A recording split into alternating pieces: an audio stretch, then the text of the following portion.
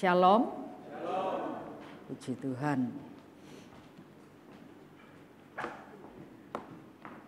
Setiap hari kita ini menerima kebajikan dan kemurahan Tuhan. Setiap saat dukungan Tuhan atas kami, atas kita semua ini sungguh sangat luar biasa. Tuhan itu baik. Amin. Tuhan itu sangat baik buat kita. Itu sebabnya biarlah kita juga mau belajar untuk menyenangkan hati Tuhan. Melakukan apa saja yang Tuhan kehendaki supaya apapun yang dikehendaki Tuhan, kami dimampukan untuk menjadi pelaksana firman Tuhan. Pada minggu hari ini, tema bulan ini adalah komunikasi dalam kasih. Komunikasi dalam kasih. Berapa minggu, dua minggu yang lalu kita sudah bahas tentang kasih dalam doa, komunikasi dalam doa. Ya, komunikasi dalam doa. Anda sudah menjaga menara gadingnya? Ruang doanya, waktu doanya sudah dipelihara baik-baik, yang runtuh diperbaiki. Menara doa Anda tidak boleh rusak, tidak boleh terganggu. Karena di menara doa itu ada banyak rahasia Allah yang bisa diberikan bagi kita semuanya. Nah, kalau mau meninjau ke sana, saudaraku, maka bagian yang kedua dari yang tempo hari itu Kidung Agung 1 ayat yang ke-10. Kidung Agung 1 ayat yang ke-10. Komunikasi dalam kasih. Yuk.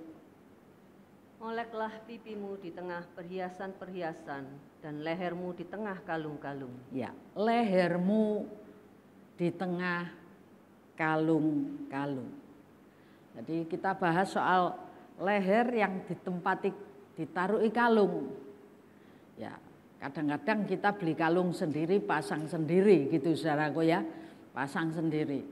Tapi kalung di sini lebih banyak berbahasa mengenai rasa kasih yang diwujudkan, diberikan, dianugerahkan kepada seseorang melalui apa? Kasih. Dan perwujudan kasih khususnya dari mempelai laki-laki, calon mempelai laki-laki, belum mempelainya, masih calonnya, kepada perempuannya, saudaraku, dikasih tanda kalung. Istilahnya dijiret lehere supaya gak ucul gitu saudaraku ya. Nah, ada yang mau jiret leher? Benda ucul saudaraku ya. Tapi saya akan menerjemahkan ini dalam terjemahan beberapa poin saudaraku ya. Jadi Tuhan bagi kita, Tuhan adalah mempelai laki-laki dan gereja Tuhan adalah mempelai perempuannya. Kalau sekarang ini Tuhan Yesus belum datang kembali, berarti Dia yang Maha Kuasa Maha Kudus adalah calon mempelai laki-lakinya, kita adalah calon mempelai perempuannya. Nah, sebagai calon mempelai perempuan, pasti Anda dikalungi sama Tuhan. Amin. Merasa dikalungi sama Tuhan, merasa dikasih sama Tuhan, merasa bahwa kamu itu loh milikku, tanda kepemilikan saudaraku ya. Kamu itu milikku, kamu itu kekasihku, kamu itu jantung hatiku. Itu sebabnya dipasanglah kalung pada leher ini.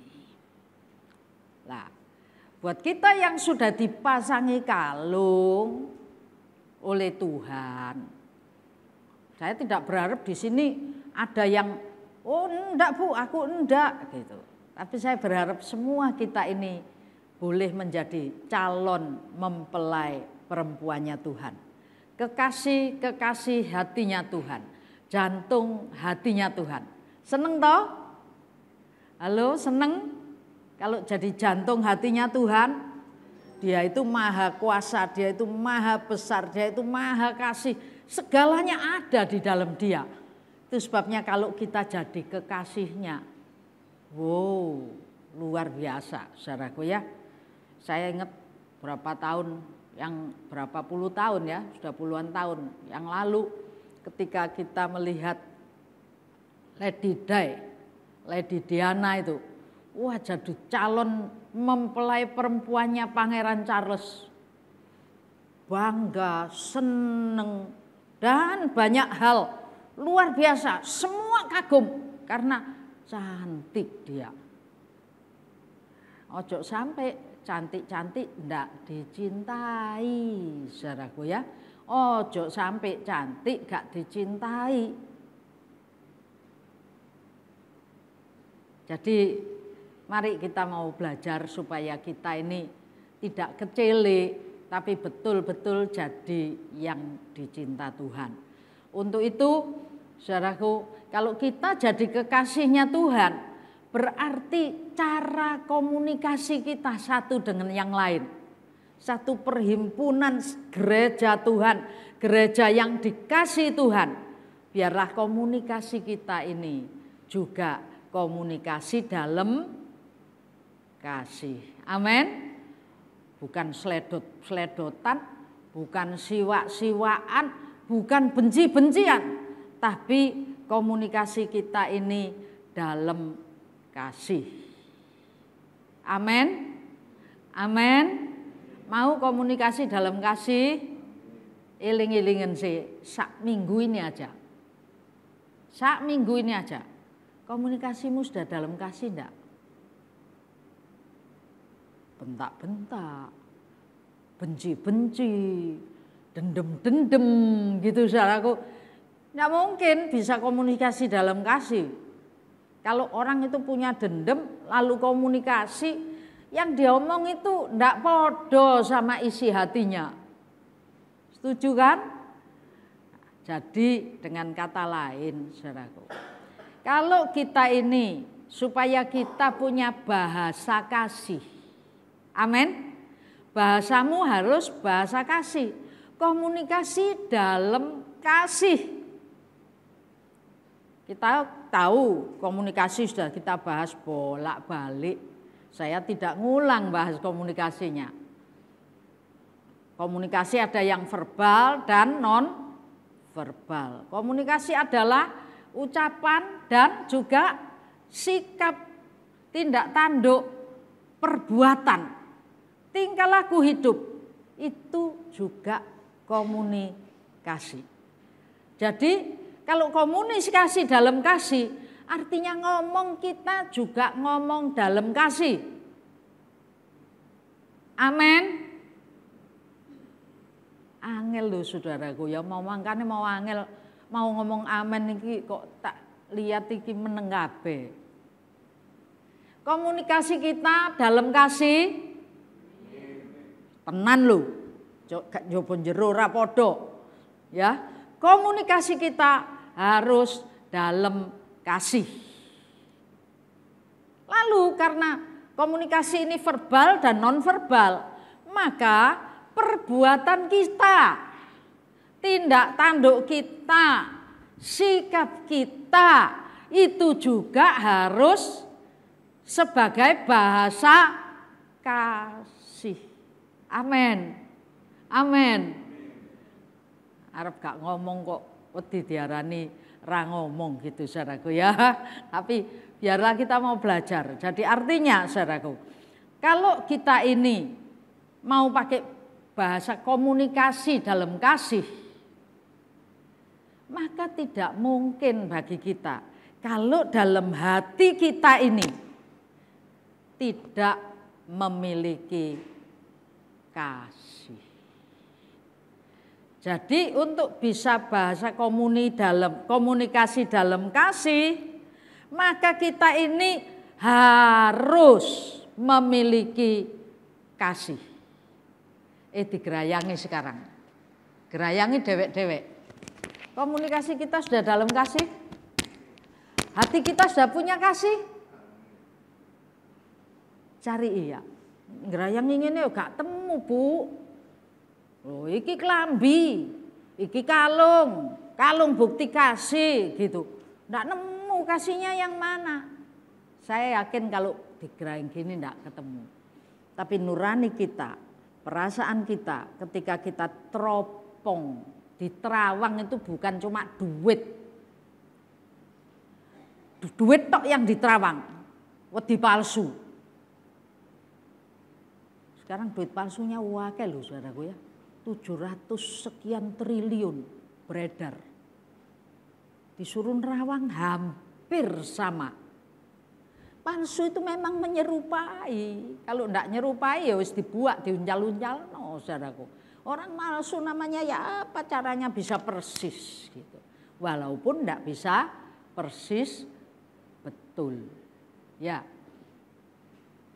Mau nerawang, saya kasih waktu sejenak. Diterawang hatimu. Punya kasih enggak? Aku ira krasa apa-apa, Bu. Hambar gitu saudaraku ya. Benci ya enggak loh, tapi cinta kasih ya enggak gitu. Bahaya saudaraku ya, bahaya. Jadi untuk kita ini untuk kita ini bisa berbahasa dalam kasih, berkomunikasi dalam kasih, syarat pertama hati kita harus dipenuhi dengan kasih Kristus. Hatimu penuh dengan kasih Kristus? Hatimu penuh dengan kasih Kristus? Izinkan, buka hati. Izinkan kasih Allah itu menjangkau hidupmu.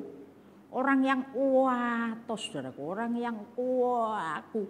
Kalau sudah dijamah oleh Roh Kudus, merasakan kasih Tuhan, brebes mili. Biasanya kereng gereng. Tapi ketika terima jamahan Tuhan, air mata ini tidak bisa berhenti mengalir dan mengatakan, hidupku betul-betul karena anugerah. Amin. Amin. Hidupmu betul karena anugerah. Rasa tiap hari itu ngerasa, hidup ini betul-betul karena anugerah. Saudara, saya ingin bahas sedikit sebelum bahasa kasihnya. Ya, kasih itu adalah perintah. 2 Yohanes 1 ayat yang ke-6. Kasih itu adalah perintah Tuhan bagi kita semua. Kalau perintah itu tidak boleh dibantah. Amin. Kalau perintah itu tidak boleh tidak. Harus. Setiap kita harus punya kasih. Ayo dibaca, tolong. 2 Yohanes 1 ayat 6. 2 Yohanes 1 ayat yang 6. Dan inilah kasih itu, yaitu bahwa kita harus hidup menurut perintahnya. Dan inilah perintah itu, yaitu bahwa kamu harus hidup di dalam kasih, sebagaimana telah kamu dengar dari mulanya. Ya, kamu harus hidup sesuai perintahnya. Lah perintahnya apa? Kamu harus hidup dalam kasih. Amin. Kamu harus hidup dalam kasih. Sudah hidup dalam kasih? Kasih ini yang koyo opo sih? Bahasa kasih itu yang kayak apa? Ada banyak orang ngertinya kasih itu ya lek mari dikalungi terus diomongi, aku sayang kamu, aku cinta kamu, temen lo, nemen lah, gitu saudaraku ya. Tapi setelah dikalungi butuh waktu kesekian waktu dalam hubungan percintaan perkasihan ini. Ya ada perjalanannya. Mari dicintai, diseneni gitu saudaraku ya. Lah keliru ya apa? Mukamu itu loh God. Kalau kamu jalan terus, nanti kecemplung got, itu kasih enggak? Jadi image-nya kita kasih itu ojo, oh lah gak ngereken, bukan saudaraku. Tapi ayo kita mau belajar ya, belajar tentang bagaimana hidup dalam kasih, bagaimana komunikasi kasih itu bisa, komunikasi dalam kasih itu bisa kita jalankan di dalam hidup hari lepas hari. Jadi yang pertama saya ingin katakan, kasih itu adalah perintah Tuhan. Siapa yang mau bangkang sama Tuhan? Ayo angkat tangan yang tinggi. Siapa yang mau bangkang sama Tuhan? Nanti tak tanya, siapa yang mau manut Tuhan? Juga enggak ada yang angkat, saudaraku. Jadi abu-abu semua. Ireng enggak, putih enggak. Medeni itu bahaya kalau sana sini. Kayak bunglon gitu ya. Bunglon itu kalau nemplek di tanaman yang coklat, jadi coklat, nempel hijau jadi hijau. Padahal enggak boleh gitu. Kita ini harus punya warna. Warna kita apa? Kasih Kristus memenuhi kehidupan kita. Amin. Kasih Kristus memenuhi kehidupan kita. Itu perintah. Artinya enggak bisa dibantah. Sapa sing sik benci? Yang masih punya benci, halo. Hari ini bertobat, mandek bencinya. Boleh marah kok, tapi enggak boleh sampai matahari terbenam. Ojo dimpet, disimpen gitu saudaraku ya. Jadi kasih itu adalah perintah. Amin. Yang kedua, ya, kasih itu harus diusahakan. Jadi perintah kita ini tidak langsung tokcer otomatisasi kita kasih. Karena kita dulunya terbuang, kita sudah dipengaruhi oleh kuasa-kuasa kejahatan. Tapi Dia yang penuh kasih itu menebus kita, mengembalikan kita pada posisi hidup dalam anugerah kasih Allah. Itu sebabnya di hari Kamis ya, saya ngomong, loh kenapa sih kok ada yang tanya, kenapa orang-orang yang dulunya punya ilmu-ilmu, punya pegangan-pegangan, itu kok jadinya beda gitu ya. Maksudnya beda itu gimana? Orang yang mantan itu pernah jadi rumah, Tuhan bebaskan, sudah dilepaskan full. Saya tanya ya, Anda dulu tinggalnya langsung di sana, langsung di rumah Anda sekarang? Saya dulu waktu kuliah di Bali itu tinggal di satu rumah di Jalan Nusa Penida gitu saudaraku ya. Dekatnya Rumah Sakit Surya di sana. Saya kalau sampai Bali itu sudah bukan rumah saya loh itu. Bukan rumah saya.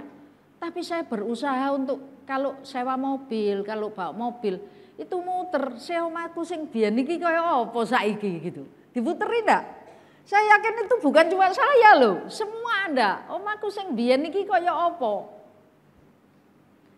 Jadi itu sebabnya ada ayat yang dituliskan, berjaga-jagalah engkau dalam doa. Gelek dibaleni, beela punya lowongan. Mantan itu pingin masuk lagi, pingin lihat lagi. Jadi saudaraku, kasih itu diusahakan, dikerjakan, dikaryakan. Itu enggak usah dibaca ya, menututi waktunya itu di 1 Korintus 14 ayat 1. Kejarlah kasih itu dan usahakanlah dirimu memperoleh karunia-karunia roh. Kejar itu sebuah usaha. Anda ngejar orang, bakul bakso lewat saudaraku. Bakso yang itu enak. Pak, bakso melayu ae bakso. Terus Anda ya wis babakno lah gitu. Kalau Anda pengen benar, pasti Anda kejar. Kejar itu sebuah tindakan usaha maksimal, usaha sungguh-sungguh. Amin. Usaha sungguh-sungguh. Jadi saya ingatkan, kasih itu harus karena itu perintah. Yang kedua, saudaraku, kasih itu harus diusahakan dengan sungguh-sungguh. Jadi nek muncul benci nek, pergi kamu benci. Karena kamu bukan bagian dari kasih. Amin. Pergi diusir. Yang ada di dalam aku adalah komponen atau elemennya kasih. Nanti itu di 1 Korintus 13 itu ada kasih itu apa. Tapi yang bukan kasih itu harus disingkirkan. Dan itu harus diusahakan. Dan 1 Yohanes 3 ayat 18 dicatat aja, nanti ditayangkan ininya. Kasih itu bukan teori. Amin. Kasih itu bukan teori. Teori. Wow, kasih itu gitu. Anak-anak muda yang mungkin lagi mau nembak gitu saudaraku ya. Itu waduh berpikir semalam-malaman, bermalam-malam, berbulan-bulan teorinya menyatakan kasih gitu ya. Teorinya menyatakan kasih. Kasih itu bukan teori. Ya. Nah, bukan dengan perkataan atau dengan lidah, tapi dengan perbuatan dalam kebenaran. Amin. Kasih itu satu tadi harus karena perintah. Amin. Jadi tidak satu pun dari kita yang boleh bantah tentang kasih. Yang kedua, harus diusahakan dengan maksimal, dengan sungguh-sungguh. Yang ketiga, bukan teori tapi harus dikerjakan dalam kebenaran. Dikerjakan dalam kebenaran. 3. Yang keempat,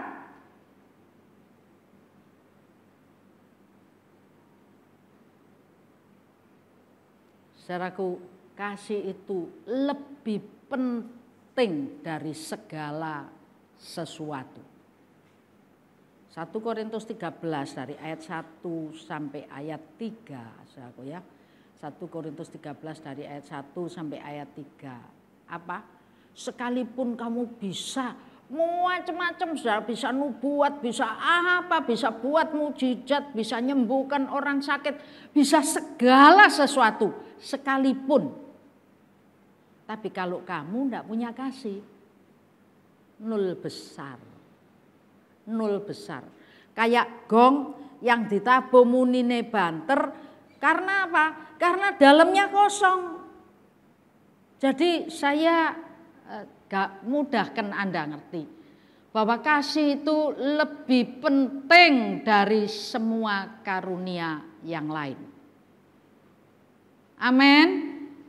Amin. Balik. Harus karena perintah. Lalu apa? Yang kedua, harus diusahakan dengan sungguh-sungguh. Yang ketiga, bukan teori, tapi dikerjakan dalam kebenaran firman Allah. Yang keempat, mengapa seperti itu? Karena kasih itu lebih penting, lebih berharga dari segala sesuatu yang lain. Yang kelima, kasih itu adalah merupakan bahasa perhimpunan anak-anak Tuhan. Merupakan satu corak, satu karakter yang wajib menjadi corak, menjadi identitas dalam kehidupan persekutuan anak-anak anak Tuhan. 1 Yohanes 4 ayat 16b. Allah adalah kasih. Barang siapa tetap berada di dalam Allah, di dalam Dia harus berada di dalam kasih. Allah adalah kasih. Oleh sebab itu kalau Anda ngomong aku dalam Tuhan, aku dalam Allah, berarti Anda dan saya harus ada di dalam kotak wadah kasih. Beberapa waktu yang lalu saya menghadiri sebuah pertemuan, ya. Terus di pertemuan itu ada satu wadah, ada macam-macam wadah di Sogono itu cara sukuannya. Ada satu wadah itu berisi, Anda tahu kue yang lagi ngetop di Jakarta sekarang di Oki sudah ada kue Hendik kalau nggak salah. Lalu aku bilang, enak kue Jakarta di Sogono neng kene.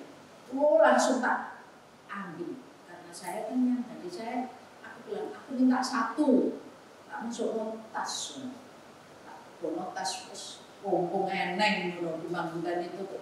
Tuh kita kan ya habis gitu ya. Jadi ngambil satu tak masuk tas. Wadahnya satu wadah, tapi enggak cuma kuehnya ini merek ini aja ternyata. Ada yang satu, yang dalam satu kemasan itu kue ini isinya. Tapi yang lainnya dicampur macam-macam. Tidak original, ya. Tapi kalau dalam kemasan, kalau Anda beli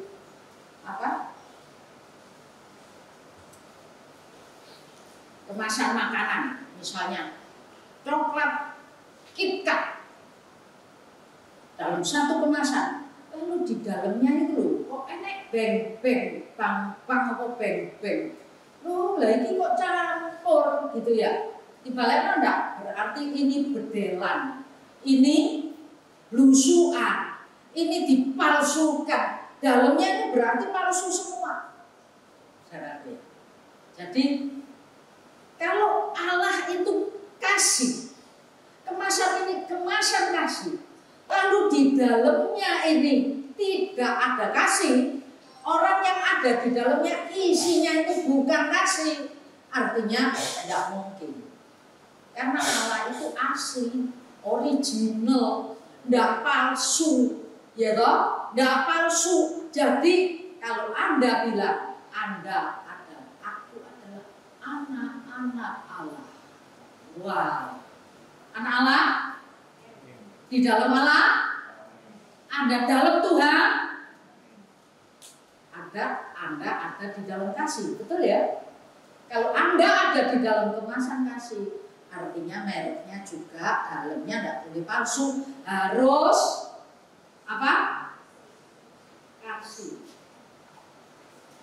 Roti itu tak bawa pulang, seneng sih aku untuk situk cilik, minta aku tak bawa pulang ya aku. Tidak lali.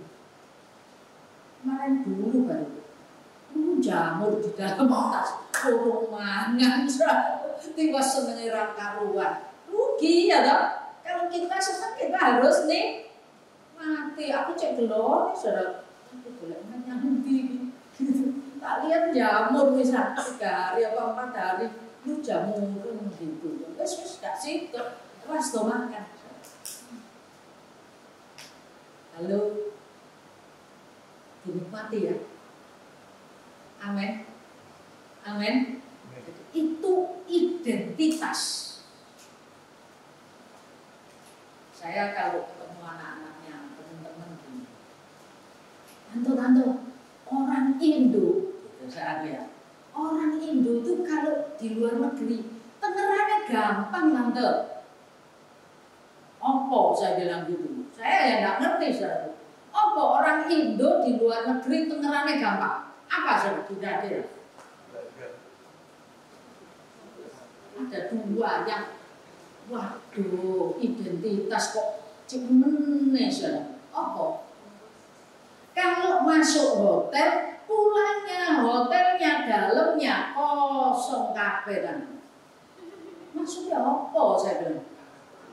Sikat gigi, kopi, teh, gula, tisu, resik kabeh masuk tas.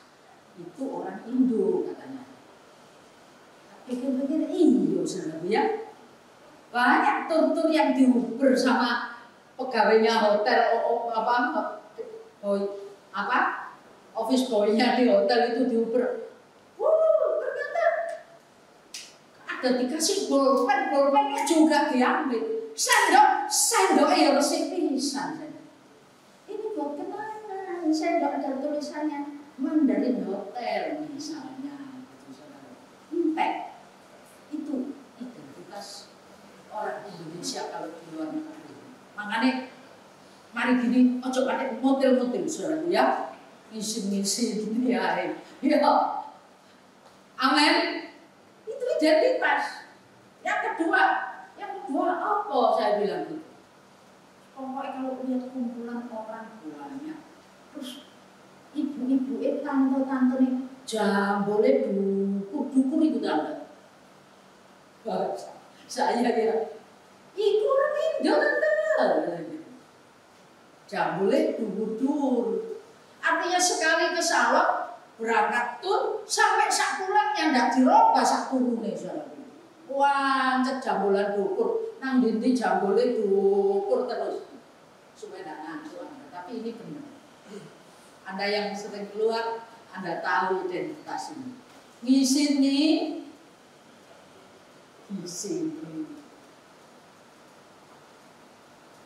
Jangan punya identitas. Itu sebetulnya bukan identitasnya orang Indo.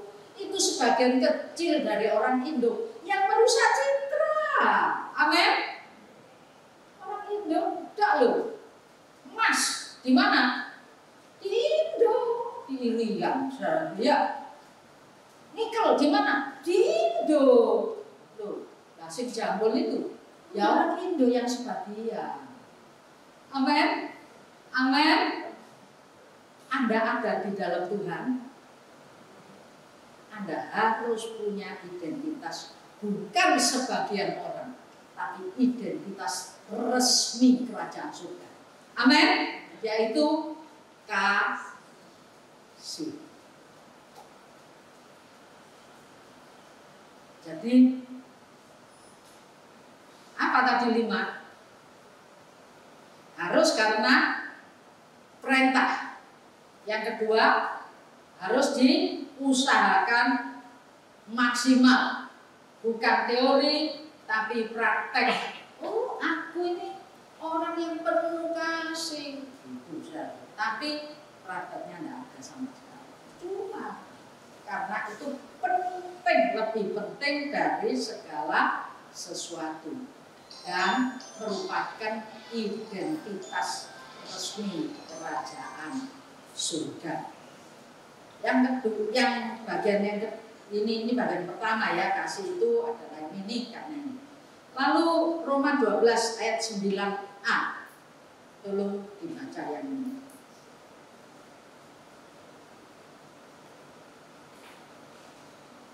Roma 12 ayat 9 ya 9 semuanya. Roma 12 ayat yang ke-9. Hendaklah kasih itu jangan pura-pura. Jauhilah yang jahat dan lakukanlah yang baik. Kasih itu tidak pura-pura. Lalu kasih itu tidak apa? Kita ngomong kasih tidak pura-pura. 3, 2, 1. Kasih itu tidak pura-pura. Ayo lagi. Kasih itu tidak pura-pura. Sekali lagi. Kasih itu tidak pura-pura. Mantap ya. Eling ya. Terus pinter dulu. Pengulangannya. Kasih. Jadi pada saat Anda mau pura-pura kasih, Anda harus berhenti. Amin. Kasih itu bukan kepura-puraan. Pura-pura itu jahat dan tidak baik. Makanya diteruskan, jauhi yang jahat itu dan lakukanlah yang baik. Siapa yang tukang pura-pura mengasihi? Zaman muda-muda dulu, saudara ya, teman-teman itu gini. Kalau mau pacaran, milih pacar. Satu teman saya yang lucu, ya pergi bareng apa-apa. Lalu dia bilang, pulang itu sharing teman-teman. Aku bijak si A, misalnya gitu. Pergi, waduh, kamu tuh seneng nggak sama si A? Misalnya temennya ngomong gitu. Kalau ngomongnya dia apa? Tak lirik dhisik dompete. Wayahe bayar mangan iku lho, tak inceng dompete. Jadi aku dhisik pura-pura seneng, tapi lek dompete kono ya urung, katanya gitu. Banyak pretensi, kepura-puraan, kepalsuan itu seringkali jadi warna bagi kehidupan orang-orang percaya. Orang percaya itu seringkali palsu. Anda kalau pergi ke sebuah pertemuan rohani yang besar, Anda bisa melihat di sana palsunya orang-orang ini. Sampai makanya Tuhan bilang munafik. Kemunafikan itu sering menjadi corak. Kelihatannya kasih, tapi munafik, pura-pura. Di sini ditekankan, kasih itu tidak pura-pura. Kalau pura-pura itu jahat dan tidak baik. Amin. Amin. Anda mau berbahasa kasih, mau komunikasi dalam kasih. Oh, hatimu penuh pura-pura, yang ngomongnya ya pura-pura. Saya tidak usah kasih contoh. Saya kira ini contoh ini sudah ada dalam kehidupan kita hari lepas hari. Pura-pura. Panglimanya Daud. Ketika panglima perangnya Saul yang namanya Abisai, apa itu mau datang mau berdamai dengan Daud. Lalu panglimanya Daud itu pura-pura. Kepura-puraan ini bahaya. Dia pura-pura bersahabat, pura-pura merangkul. Saya lupa namanya ya. Pura-pura dirangkul. Tapi dengan tangan kiri dia merangkul, tangan kanannya menarik pedang dan menusuk. Ini kepura-puraan. Jahat, makanya di sini dikatakan jahat. Kalau hari ini ada yang tukang pura-pura, sering pura-pura, bahkan hampir semua kita juga pernah pura-pura. Tapi ada yang khusus punya bakat pura-pura. Manisnya, cantiknya kamu pakai baju ini.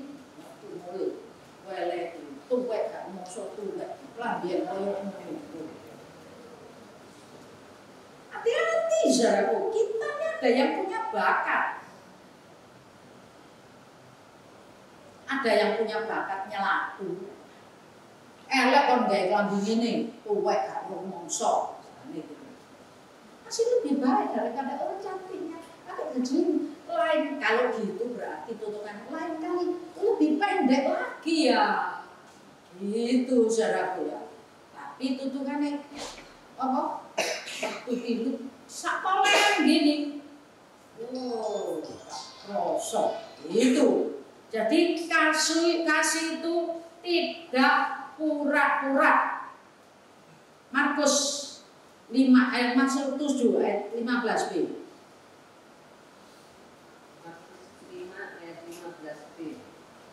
Maksud Markus 7. Markus 7 ayat 15b. Apapun dari luar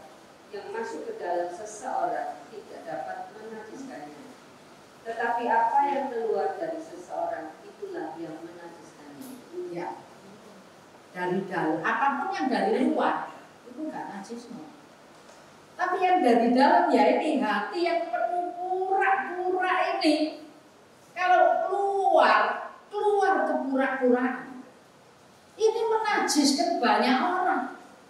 Saya buat kalimat ini jadi umum. Yang dari dalam ini, ya apapun yang dari dalam keluar, apa yang keluar dari dalam ini bisa impartasi ke semua.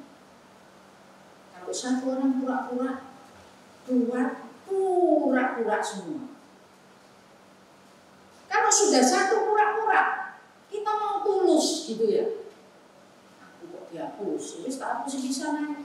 Loh, melok saudaraku. Satunya lagi ngapusi, dihapusi bisa.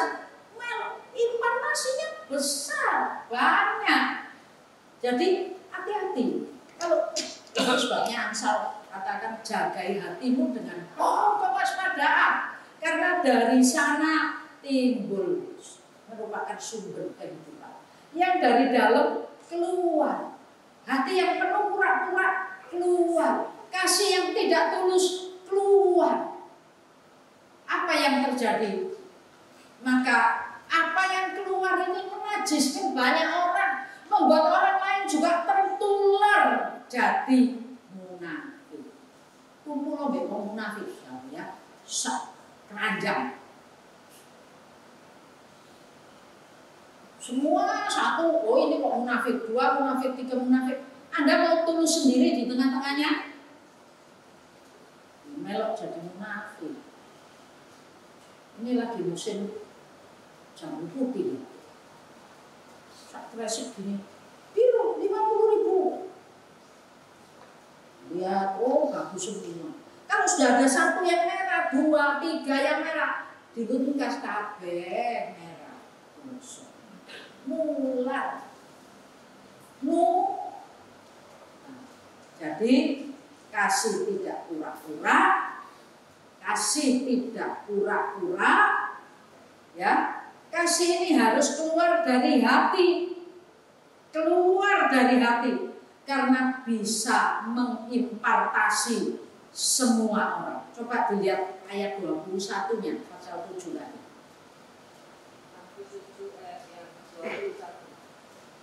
Sebab dari dalam, dari hati orang timbul segala pikiran jahat, percabulan, pencurian, pembunuhan. Ya, sebab dari dalam hati orang timbul pikiran, ide. Ya toh? Kalau pikiran ini masih ide, lalu setelah ide dibuahi jadi perbuatan, perzinahan, percabulan, pembunuhan, pencurian, dan lain sebagainya. Jadi jaga hati.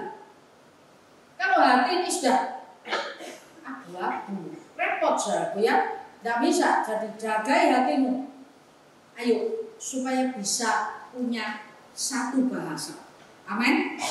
Anda mau satu bahasa, bahasa dalam kasih. Bahasa dalam Tuhan adalah bahasa dalam kasih. Karena Tuhan adalah kasih. Sehingga apapun yang ada di dalamnya, dalam wadah itu, semuanya adalah kasih. Komunikasimu, komunikasi dalam kasih. Engkau harus tahu, kalau mau komunikasi dalam kasih, jaga hati. Karena dari hati timbul pikiran. Dari pikiran lahir perbuatan. Amin. Lanjut dikit.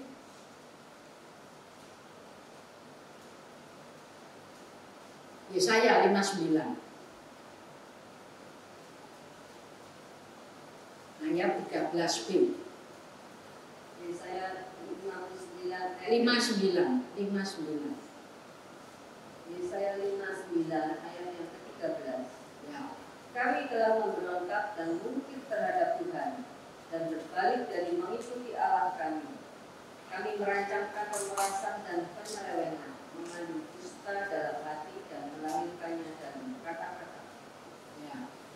Bagian B ya. Kami merancang pemerasan, dan penyelewengan, mengandung dusta dalam hati, dan melahirkan dalam kata-kata. Kata-kata ini komunikasi verbal, saudaraku ya. Jadi karena dalam hati ini penuh penyelewengan, penuh pemerasan, penuh macam-macam yang jelek, maka kami ini lahirlah lewat kata-kata kami segala sesuatu yang jahat. Saudaraku, jadi yang bagian kedua, kasih tidak pura-pura. Perbuatan tadi bukan perbuatan pura-pura. Sebab kalau pura-pura, maka kasih itu tidak benar. Kasih harus keluar dari hati. Hati yang keluar ide lahir perbuatan. Semuanya itu punya corak identitas Allah sebagai wadah, yaitu kasih. Bagian terakhir ya. 2 Korintus 3 ayat 3. 2 Korintus 3 ayat yang ketiga. Karena telah ternyata bahwa kamu adalah surat Kristus yang ditulis oleh pelayanan kami, ditulis bukan dengan tinta, tetapi dengan roh dari Allah yang hidup, bukan pada loh-loh batu, melainkan pada loh-loh daging, yaitu di dalam hati manusia. Ya, kamu adalah suratan Kristus yang tertulis. Ditulis bukan dengan tinta, tapi oleh Roh Allah. Jadi kita ini adalah identitas. Identitas kita ini seperti koran, seperti media yang sudah dikenali. Oh Tempo, oh medianya Tempo. Itu misalnya. Oh Surabaya Pos, Jawa Pos. Muatannya Jawa Pos itu gini muatannya. Surabaya Pos itu gini muatannya. Kalau Tempo itu berani gini muatannya. Menceng-menceng titik rapopo misalnya gitu. Ya. Tahu identitas Anda adalah suratan yang ditulis oleh pelayanan setiap hamba-hamba Tuhan. Jadi kemanapun Anda pergi, Anda itu adalah identitas. Kalau Anda ada di dalam Tuhan, Allah itu adalah kasih. Wadah kita adalah kasih. Merek kita adalah kasih. Maka dalamnya harus sesuai mereknya. Ojo kikat jerone beng-beng. Oh lalu ini beng-beng kemasannya. Dalamnya silver queen. Wow. Kemasannya silver queen. Dalamnya uget-uget. Nah ini kan mintanya ibu. Minta rusak. Bukan. Anda tahu bahwa Anda ada di dalam Tuhan. Kemasannya Allah. Allah itu kasih. Tadi ngomong selalu kemanapun Anda pergi, orang bisa baca Anda anak Tuhan. Hidupnya dalam kasih. Karena Anda adalah suratan tertulis. Ada 2 ayat lagi. 2 Korintus 1. 2 Korintus 1 ayat 3. 2 Korintus 1 ayat yang ketiga. Terpujilah Allah, Bapa Tuhan kita Yesus Kristus, Bapa yang penuh belas kasihan dan Allah sumber segala pemulihan. Ayat 12. Ayat yang ke-12. Inilah yang kami ungkapkan, yaitu bahwa suara hati kami memberi kesaksian kepada kami bahwa hidup kami di dunia ini, khususnya dalam hubungan kami dengan kami, dikuasai oleh ketulusan dan kemurnian dari Allah, bukan oleh hikmat duniawi, tetapi oleh kekuatan kasih karunia Allah. Inilah kebanggaan kita. Amin. Amin. Kebanggaan kita apa yang jadi kebanggaan? Bahwa suara hati kami memberi kesaksian. Orang bisa pura-pura sama orang lain, tapi nuraninya itu jadi kesaksian. Itu pembujuk menopong. Itu misalnya saudaraku ya, Loh kan dijuluki tadi. Jadi kesaksian itu menjadi kebanggaan karena hati nurani kami jadi kesaksian bahwa hidup kami khususnya dalam pola hubungan sesama kami. Tole-tole sekarang. Ada enggak ketulusan antara kita? Ada enggak ketulusan antara kita? Oh saya ini tulus loh, atau aku gumeting lah aku gitu. Atau aku baik sama itu, ben dengan motivasi tertentu. Nggak boleh. Yang harus jadi kebanggaan, kasih kita tidak pura-pura, kasih kita diusahakan maksimal, kasih kita wujudkan dalam perbuatan dari dalam hati nurani yang murni, lahir perbuatan yang penuh cinta kasih dari Tuhan. Itu komunikasi verbal dan non-verbal. Amin. Terakhir Amsal 20 ayat 5 sampai 7. Amsal 20 ayat yang ke-5 sampai dengan 7. Rancangan di dalam hati manusia itu seperti air yang dalam, tetapi orang yang pandai tahu menimbangnya. Banyak orang menyebut diri baik hati, tetapi orang yang setia siapakah menemukannya? Orang benar yang bersih kelakuannya, berbahagialah keturunannya. Banyak orang ngomong aku baik, termasuk Anda dan saya. Kalau ditanya, masuk aku jahat. Saya ngomong aku jago, gitu. Aku ini baik, apalagi lagi selisih paham. Loh aku ini bener loh, gitu ya. Banyak orang bilang aku baik, banyak yang bilang aku baik hati. Tapi tutukannya adalah orang yang setia. Artinya seringkali memang kita kadang-kadang jadi baik hati. Sesaat timbul belas kasih yang sesaat. Lo sakno lo orang ini. Semaput sakno, sing punya sakno saya. Semaput diangkat ditulungi. Tapi mari diculno misalnya. Yang setia itu konsisten dalam kasih. Amin. Konsisten, yang setia. Di sini bagian B dari ayat 6. Orang yang setia, siapa yang menemukannya? Jarang-jarang, saudaraku ya. Jadi mari kita bukan hanya baik hati, tapi kita konsisten baik hati. Amin. Luar dalam baik hati. Ayat 5-nya. Rancangan dalam hati manusia seperti air yang dalamnya laut bisa diduga, dalam hati orang siapa yang tahu? Guyune sume, omonge kalem,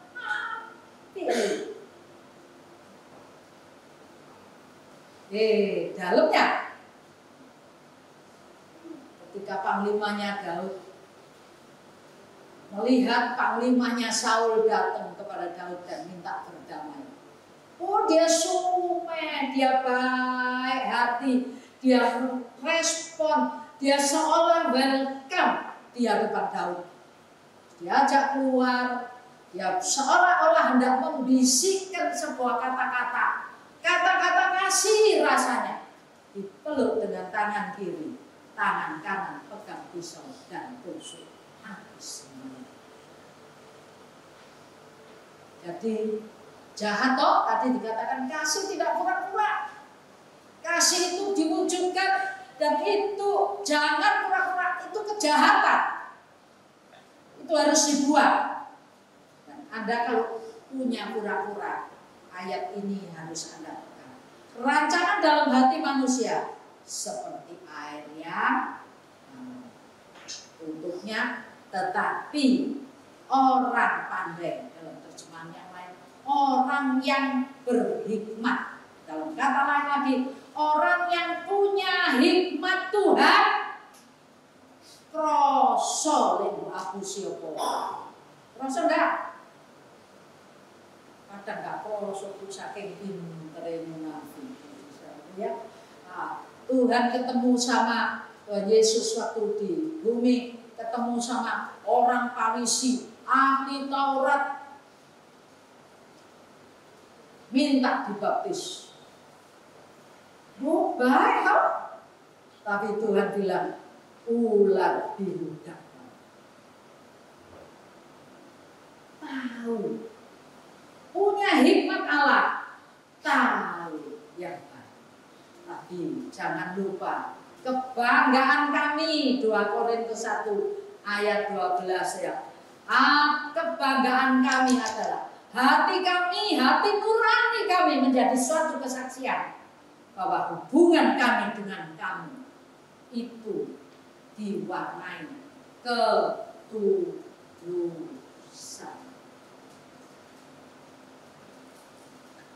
Dibaca bareng sebagai penutup. 2 Korintus 1 ayat 12. Yuk. 2 Korintus 1 ayat yang ke-12.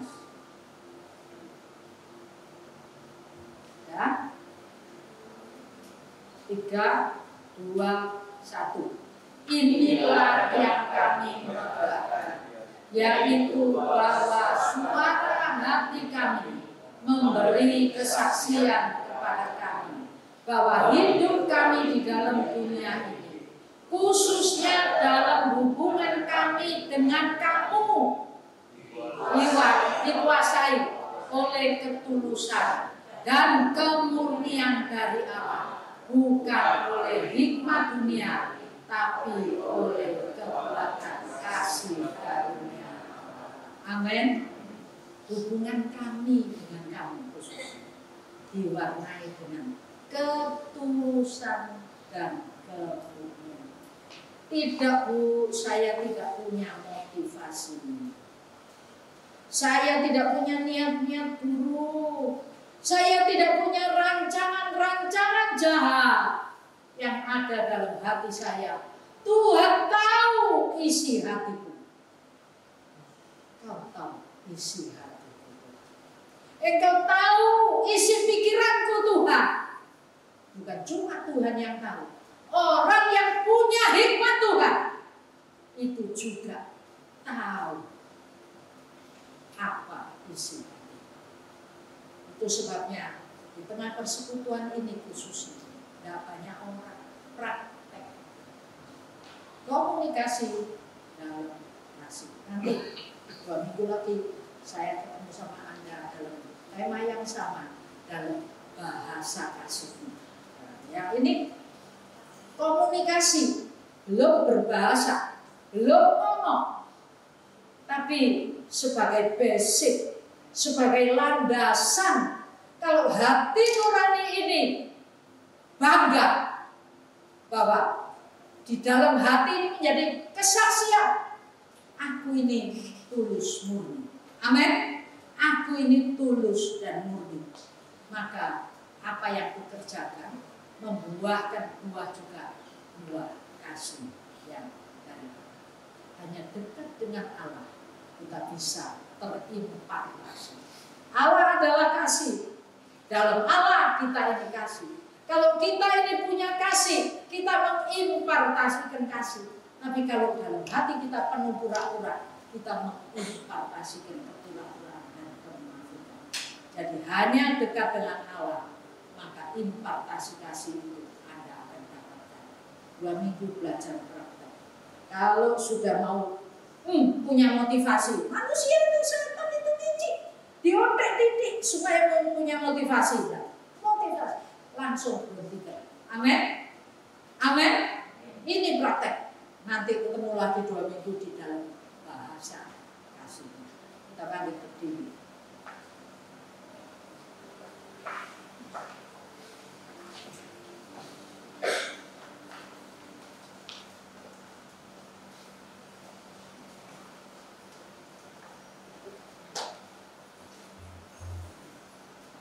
Siapkan hatimu untuk menerima perjamuan kudus. yang penuh dengan kemunafikan. Ayo kita bereskan.